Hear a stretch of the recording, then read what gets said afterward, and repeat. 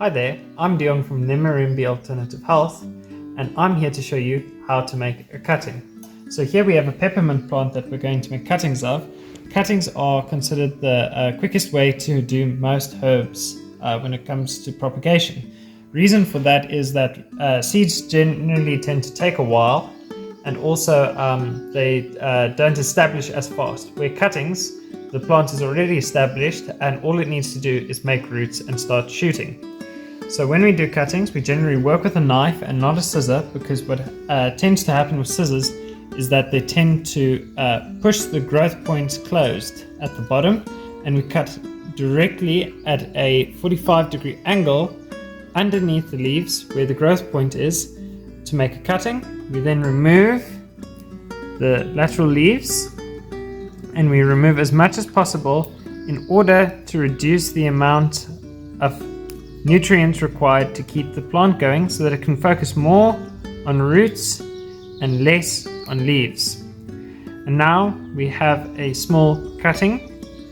We then gently remove a small piece of the cuticle, which is the outward portion of the skin of the plant. Just a little nick is enough, and then we dip it in rooting hormone. So what your rooting hormone generally does is it stimulates rapid growth of the roots, and it also prevents bacteria and fungal infections. We use a number 1 softwood cutting hormone. It is not required, but it is generally used.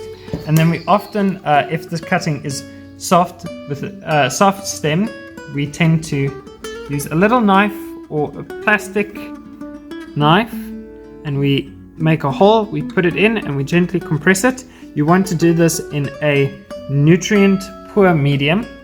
So we use 2 parts coconut fiber to 1 part perlite. The reason for a nutrient deficient medium is so that when the plant needs food to grow, it realizes that it doesn't have any, so it starts shooting roots first in order to get that nutrients.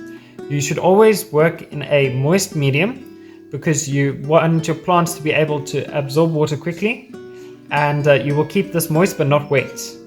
I suggest generally doing a fine mist over it once every 3 days if you're in a cooler climate. If you're in a warmer climate, you should do it as you see it needs. If you can do it every day, it would generally work best, and it will take you from 4 to 6 weeks for you to see any growth. Sometimes it can take 6 to 8 if it's in winter.